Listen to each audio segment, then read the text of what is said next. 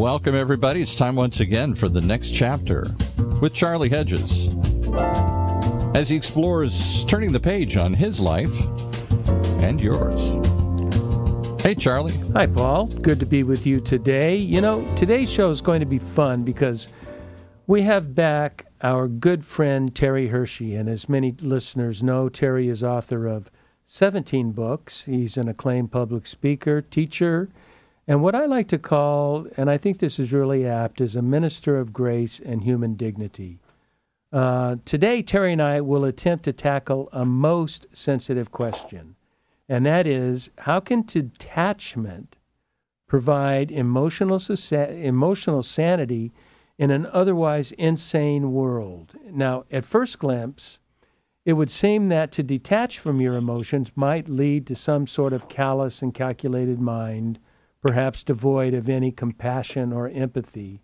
But in truth, bad in truth, if not managed well, detachment could indeed foster such problematic thinking. Still, I remain a pretty strong advocate of a healthy form of detachment, and those are the murky, troubled waters that Terry and I have elected to swim in today. So let's get on to this thing. Yo, Hirsch, what's up, man?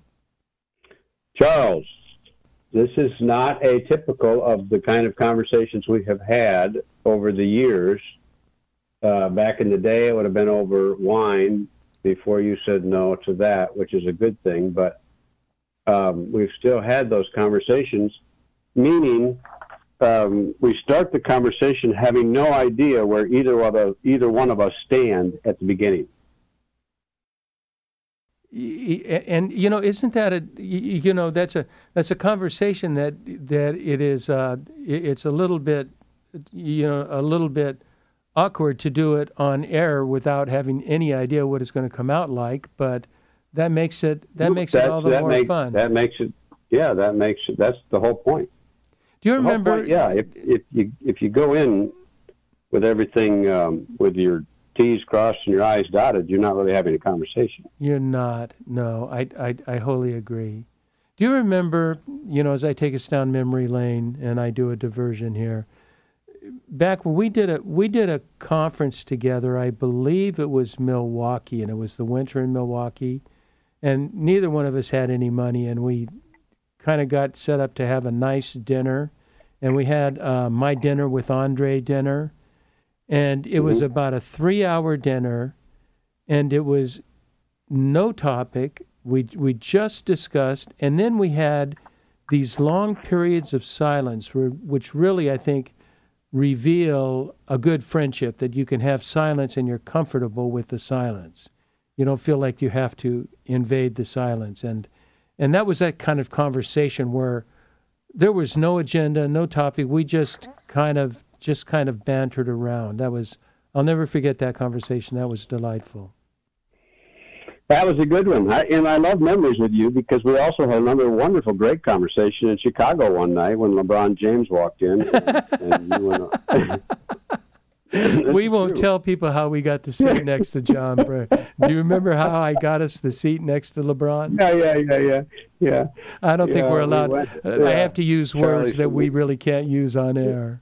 Yeah, Charlie said I use some frequent invectives that would not be good for other diners. That begin with F.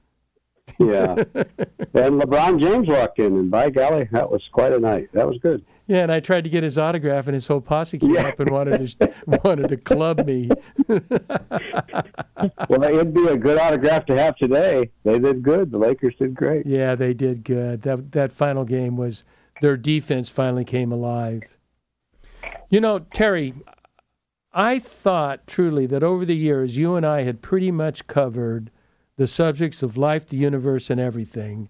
But I don't recall us ever talking about the idea of detachment, and I have no idea what's on your mind, so this is going to be fun. And I'd like to start off by just, jogging your memory just a short time back. You remember back in January of this year, I took that extended, silent, and sequestered retreat. And, yeah, I do. And it was in meditation at that retreat, I first came upon the idea of detachment.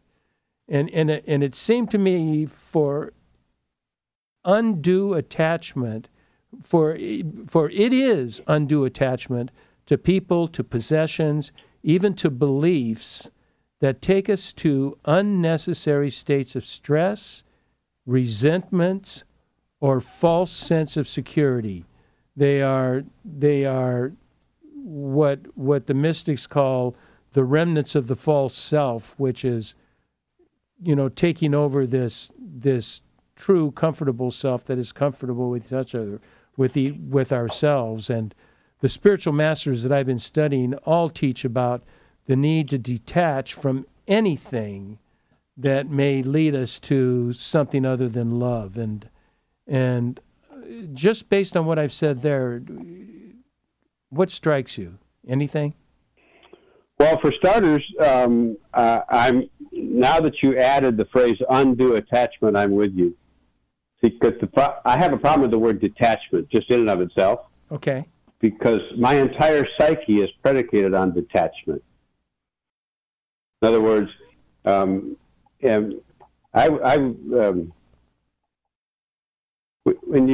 did you ever read Alice Miller's stuff, the drama The Gifted Child?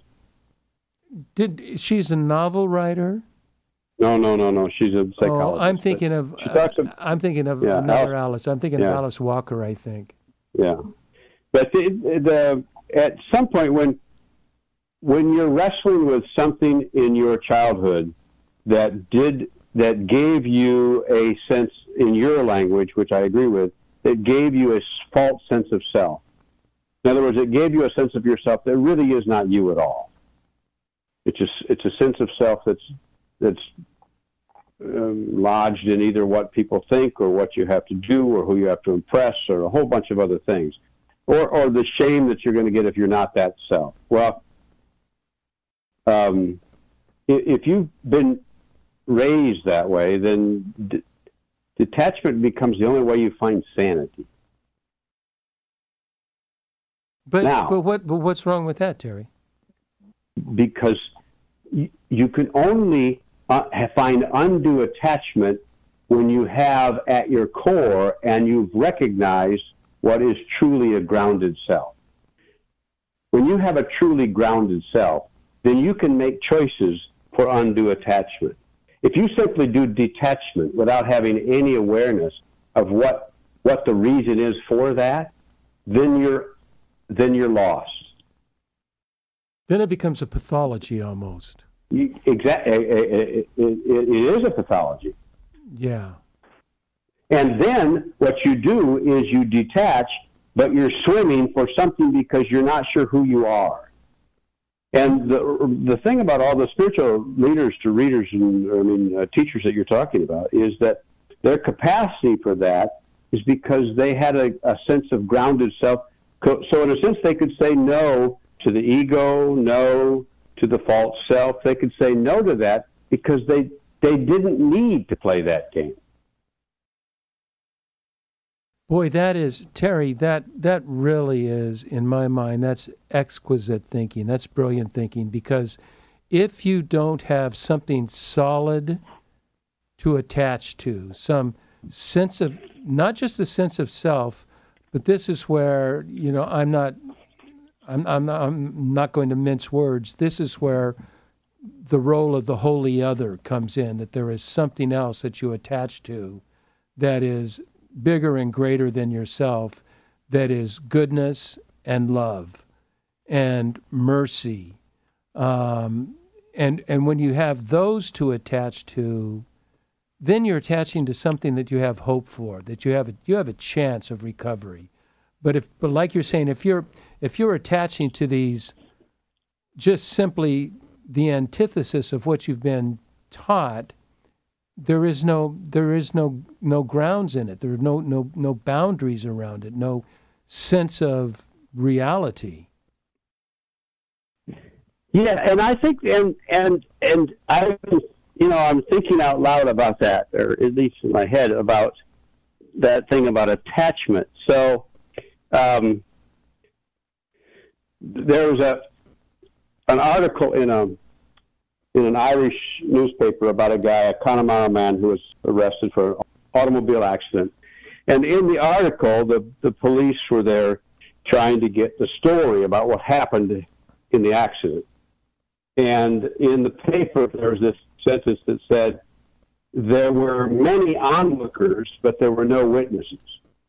How do you interpret that? That makes sense to me, in my sort of metaphorical sense. So you start with me. You say, Terry, what do you want to be? You want to be detached. But before I'm detached, I need to be grounded to something authentic. And I prefer the word grounded to attached. I need to be grounded to it because this is the reality of who I am. You used the word grace at the beginning. So I want to be grounded there.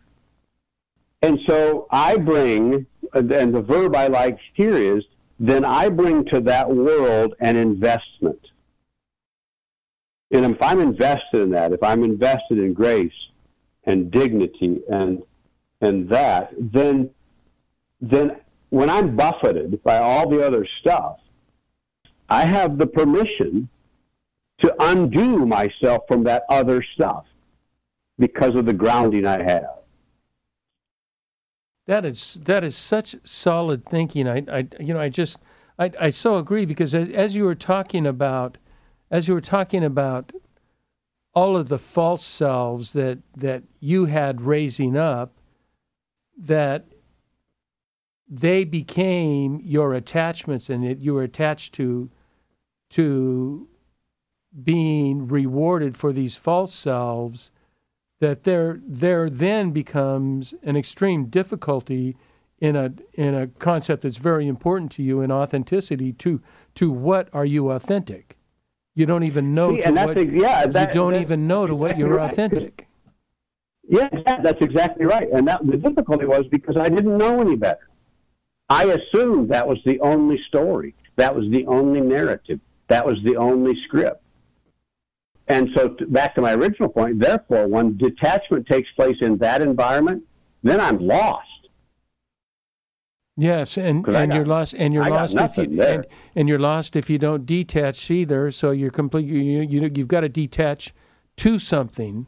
It can't be a simple detachment to just away from something. It's attaching to something more powerful, stronger, and that is to grace, to goodness, to mercy, and not external but internal. That we are the reservoir for grace. Yeah, and I'm thinking, love and mercy. Thinking out loud as we talk, and that's why even if someone who has that, all they've known is a false self, and so and they want to detach from it, but they don't. There's no grounded place. There's almost I'm thinking out loud here, but there's almost in many cases an interim step. For example, AA is an interim step for so many people. Absolutely, they know they don't want to be that false self. Absolutely. But they're not sure who they are yet. Yes. And the steps, if gone through well, will help identify a truer self. A self that's not associated with the needy, hurting, painful, resulting in numbing and escaping that, and that becomes reality. The self that is not just an attached self, but a clinging self. 100% that's true. So Terry, how do we find this? Now I know how. I mean, not that I've attained it or have anything about it, but I at least know I have now a sense of process, a sense of direction, a new sense of understanding contemplatively that shows me I have a very, very long way to go. But there is a sense of a genuinely divine self it's in the image of God, and the image of God, in my view, is love and is goodness, and out of that flows mercy and grace and peace and kindness. But it's goodness and love are the essential natures of it. That's simpler for me to deal with. What about those friends of ours that don't have that divine essence, that sense of the divine essence, and that sense of something apart from themselves. Where do they go, Hirsch? Where do you go to find that authentic self? My first reaction, honestly, is you get lucky. Yeah. Because every once in a while, you're not aware of it, but somebody hugs you and looks at you and says, "That's not who you are." Yeah. And you start to find pieces of a self that is fully alive inside of you, but you didn't know was there because it's buried. That is so true. There's a person that's going to be on the show in a couple of weeks, and she advocates one of the vehicles she uses to help people find their authentic self is to first identify what you are not. And what in your core, everybody thinks I am this, but I am not this. This is not me. And there's something about that. I like that. Do you like that? Just say this is not me. I'm not exactly sure what is me, but I know what is not me. Yeah, and I mean, because I like that, because that's the difference between being an onlooker and a witness. And a witness says, no, I see that. This is what I see. Yeah, and that beautiful, African of many, many African cultures talk about, I see you. And I see you. Mm-hmm. And when I see you, I have to continue to use my language, and so the listeners will have to adapt, but the core of the divinity within you, and that doesn't have to be any particular religion. It's just this core essence that we are created, that it is a divine goodness created by, and that has been broken, and that we're trying to find our way home. Well, that's what when people say namaste or namaste, that's it. I see the divine inside of you. Oh, is it? Is that what that means? Yeah. I didn't know that. I like that. Yeah. I like that. We're on attachments, and before I get into detachments, which we're going to spend a lot more time on, but attachments, as we have, I think we've probably elaborated on this, but I want to be clear on it. What are your thoughts on the dangers of attachments that are held too deeply and end up being unhelpful, and they lie in the realms largely of possessions and beliefs, and maybe even especially beliefs? But what are the dangers of attachments to those things if they're not rewarding, if they're not real, if they're not true, if they're not who you are, and they're not good? Are you talking about my commitment to golf? Hey, if I golf like you, I wouldn't be having any complaints. You got no room to complain there. When you golf like me, then you can bitch. Golf like you, you got no complaints. Say that again. Attachments. The dangers of attachments to people or possessions or beliefs. How that leads us, maybe we've already articulated that. I kind of think maybe we... No, but I mean, the thing is, here's the deal. So let's take attachment out of it. I like the word grounded. Okay. Connection, connected, grounded. If I am at home in my own skin, in that grounded place. Now I have to stop you there. I don't even know what that means. What is home in my own skin? How do I know what home in my own skin is? Because you've just said, if I become attached to all these other things that are not me, I'm not at home in my own skin. Okay. You've been around people who say stuff, and you think to yourself, they don't even believe that. Why are they saying that? Yeah, they sure don't act like it. They're not at home in their own skin. Every spiritual reader you're reading now, at some point, they were at home in their own skin at some point of their juncture, at some point of their journey. They didn't have to prove anything anymore to be somebody. And here's the great part about being at home in your own skin, is you're no longer afraid about being wrong or having screwed up. Excellent. Yes. You're no longer afraid about having attached yourself like, for example, we've had this conversation just theologically. There are certain things I believed about God when I was young that I don't even come close to believing now. In fact, I find them detrimental. But at one point, I was scared to admit that. Now, it's okay to say, yep, it saw me through some waters, but it wasn't the best me, and I wasn't in my own skin. But it's okay to say that. But it was a journey. It was a journey, but the whole point is, I don't have to pretend that it's all covered up. I don't. That's good. That is, now we're entering into Brene Brown's territory of vulnerability. 100%. Yeah. Yeah, you've got, because you're not afraid of vulnerability. When you're at home in your own skin, all the, quote, attachments that you had, that you've, quote, needed to be successful and whatever it is that you measure that stuff by. I want to just kind of take a little tiny bit different tack on this, because I think this is really important. And what about, and I have to use the word attachments because I don't think groundedness works in here, and maybe it does, and I'm very open to that.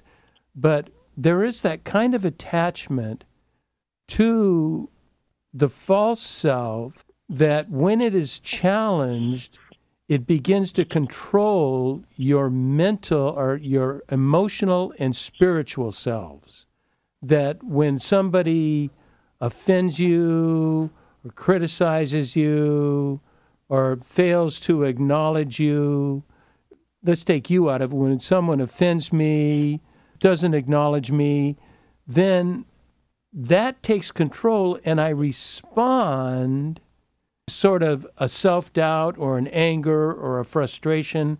That's when I'm attached to the wrong thing, because I'm now battling wrong things. I'm not even in my true self, and I'm battling. I'm in a battle.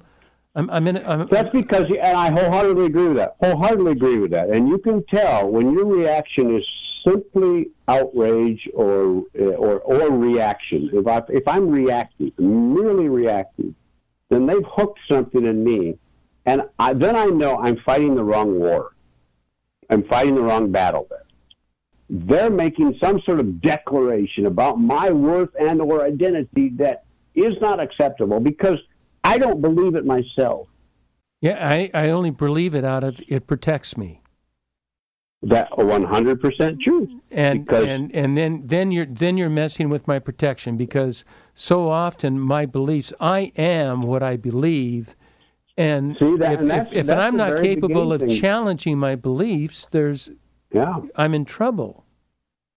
Right, as if, I mean, that's the whole thing about, getting to heaven and what is said to you. And it's great when you get to heaven and God says, everything you believed was wrong, right? But I'm glad you're here. Yeah. In other words, your identity and your value is far more profound and deeper than what you, quote, attached to it. Yeah. That reminds me of a great line I heard a couple days ago, and by a spiritual teacher that says, God says to us, I see you and I'm coming for you. Just be ready. And that's a beautiful concept. But of course, my humor. God says, I'm coming for you, but I'm very old, so it will take a while. Yes, and age doesn't make a difference. It will take a while. You know what I want to do is, Paul, is it time for a break, or do we want to go on? Because I've got several other things I'd like to talk about, but let's take a brief break here.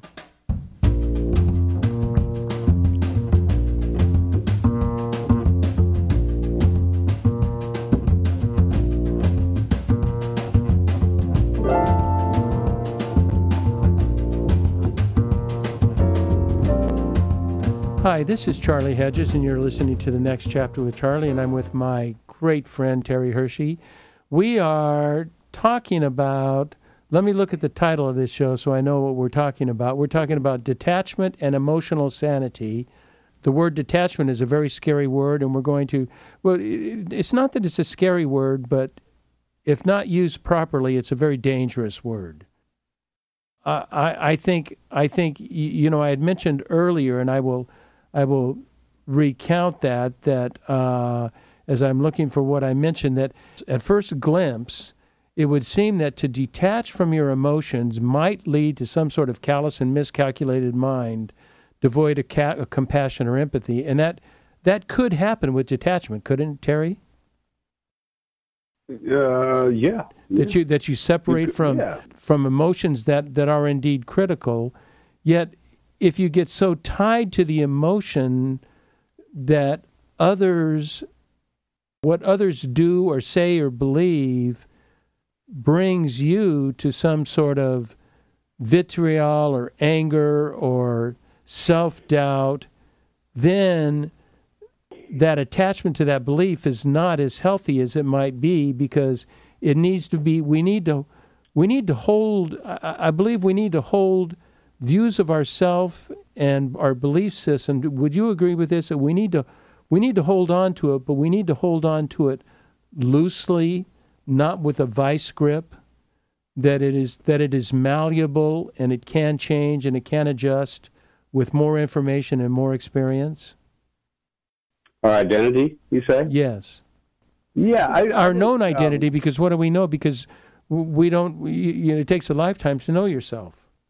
Yeah, but that's fine. But if I'm at home in my own skin, then my value, you talked about the dignity that's within, then that's a non-negotiable.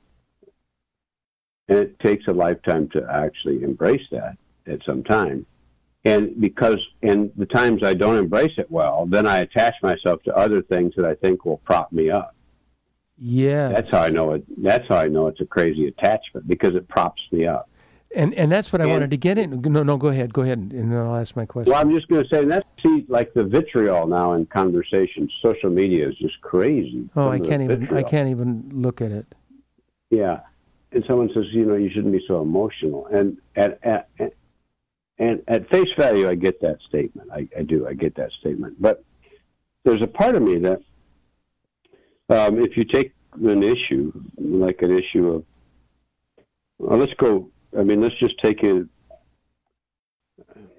a real issue. You just take an issue of, let's just even step back, because I just read a book on slavery. So you take an issue about slavery, which goes into white supremacy now, but you could take an issue. Not caste. You're not talking about caste. Yeah, well, Isabel Wilkinson, the book she wrote before that. Oh, okay. Yeah.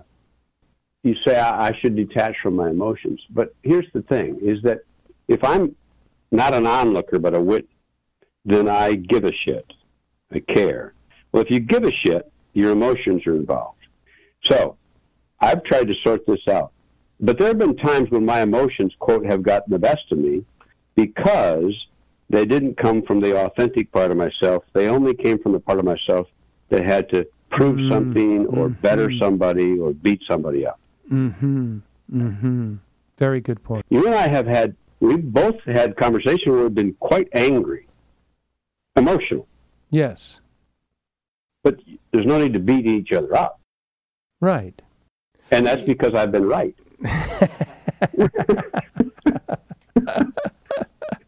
Yeah, I am so centrist that I'm one. I'm a flake. I'm one way one day and one way another day. But I'm going to take. I want to take this. I want to take this need for detachment. I don't think and in here I'm thinking out loud as well. Sure. I don't think we detach from emotions. I think we detach from the control that results from emotions. The control of my behavior. No, I'm with you. I'm with you 100% there. Is that exactly. If we assume the emotion is supposed to get me something, or get me something I don't think I have right now. Yes. Yeah, and emotion, to me, emotion that doesn't lead to lead to reconciliation, lead to compassion, lead to empathy, lead to love, is a very questionable emotion. Now that is a great sentence. I agree with that wholeheartedly. Oh, my goodness. Paul, record that. Yeah, that's exactly right. In other words, it takes us somewhere back to that grounded place. Back to the grounded place. I like that. I like the use of the word grounded there. Yeah, absolutely. Now, another type of attachment that we can have, we've been talking about the negative attachments and, and the self-doubt and the criticism and all. What about the influence of popularity or adulation, and we end up with too high a view of ourselves? Then we're in an equally precarious position, don't you think? Yeah, but anyway, that too high view ourselves is simply, the Queen Mary? Of course. Of course you do. It's Long Beach. So when they parked it there, and it's got 3 big smokestacks, massive smokestacks. When they originally parked it there back in long time in the day, the smokestacks had finally disintegrated. And you know what had kept them together for all these years? I have no idea. For so many years, they just kept repainting them every year, and the paint held them together. Let's don't hope that's true with the Golden Gate Bridge that they paint once a year. I'm just saying, but that's what you're talking about with what we do with ourselves. We just paint and hope that takes care of it.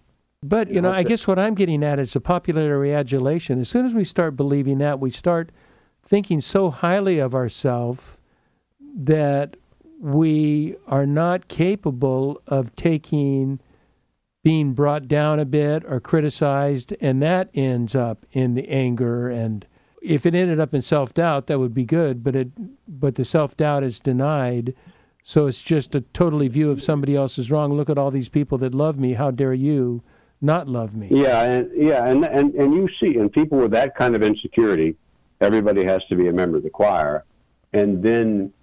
Yeah, I think and we don't often go political here, but I think we have a precedent that is the state of. Yeah, when everything has to be about you, then back to your original question, what the hell are you attaching yourself to? Yes, and that too requires a sense of detachment from that. I like being comfortable in your own skin. I like my friend who's going to be on the show, Lindsay Davis, who talks about one of the first things we do is evaluate and attempt to remove that which we falsely are, and a recognition, I don't want to be that person. We're removing the attachments, so we're becoming detached. As you brought up early in the show, which I think is so valid, detachment is of no help unless you can attach to something that is genuine within. Correct. That's the thing is, you tell somebody to detach, right? But if there's nothing there to ground you, then you simply bounce. And you know that. For example, I detach from alcohol, but if there's nothing there, you attach to something else. Which is a supplement for alcohol. It's some other addictive means that everybody should learn that. Everybody should learn the fact that supplement is fundamentally true, and even vitriol, the anger, the umbrage we have, is a supplement. It is. It certainly is. Do you find as we're closing up our time here, do you find, I want to enter a whole new word in our lexicon here, and that's humility. Do you find that humility seems to require a sensitive balance between personal attachment and detachment? that humility, the knowing, maybe humility is being comfortable in our own skin. Humility of just, it's not better or less than. Humility is simply me and not thinking too highly or too lowly of myself. And in order to accomplish that, there are certain things I need to remove my attachments to, I need to detach, and in the process, attach to those healthy things that can give me a sense of well-being. Yeah, so one of the novices in the monastery back in the day comes to the abbots, and abbots watering the garden, and the novice is, so God has returned to earth, and today is the day. What are you going to do? And the abbot said, I'm going to finish watering my gardens. Right. Right. Humility. I'm good being here, being this me, because there's nothing I'm ashamed of and nothing I need to prove.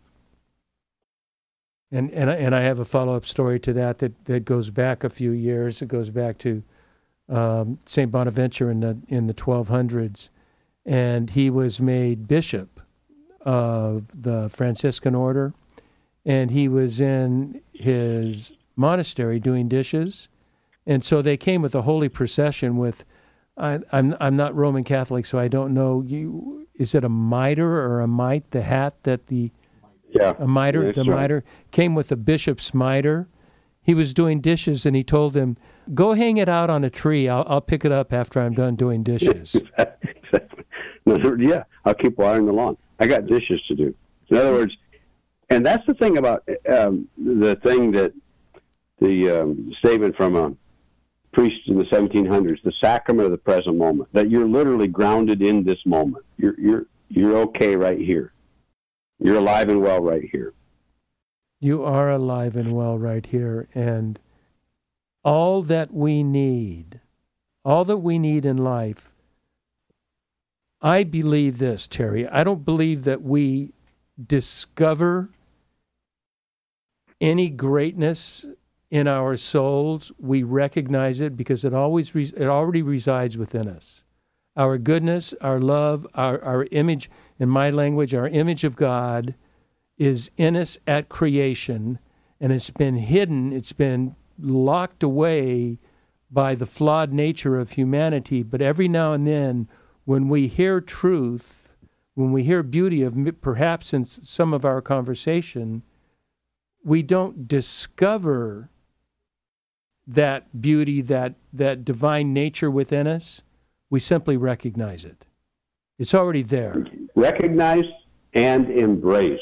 That's the next step. Embrace. That's the next step. Recognize and then fully embrace. And then you are, in Terry Hershey's language, you are at home in your own skin.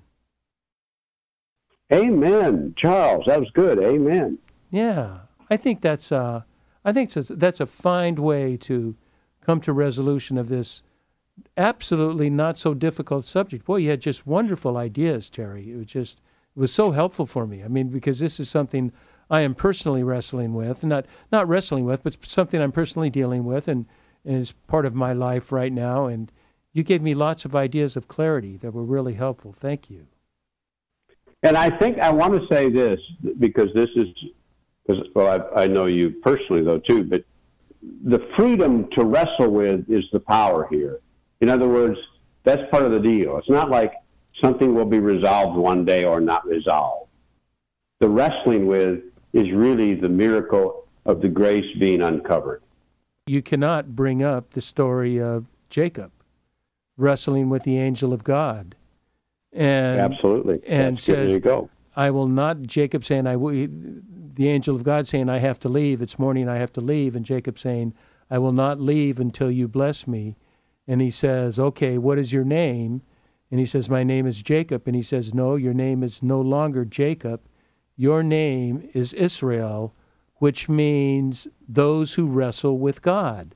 And God named his entire people, his entire nation, his devout followers, God fighters, God wrestlers, that we must wrestle with God. We must wrestle with these truths. And, you know, what we've been saying are not easy truths for our listeners, because they're not easy truths for you and I or half the mystics in the world. These are not easy truths. But it is a wrestling, and we have permission to wrestle with God. We have not only permission, he sort of prides himself on a nation that is ready to do that. Let's get together and work this out. It's a beautiful, beautiful concept, Terry. I love that. Good conversation. Okay, Hersh, man, thanks again for spending time. I know our listeners love having you on the show. You always bring such depth, such fun, and such insight. And I really want to thank you, brother. My pleasure.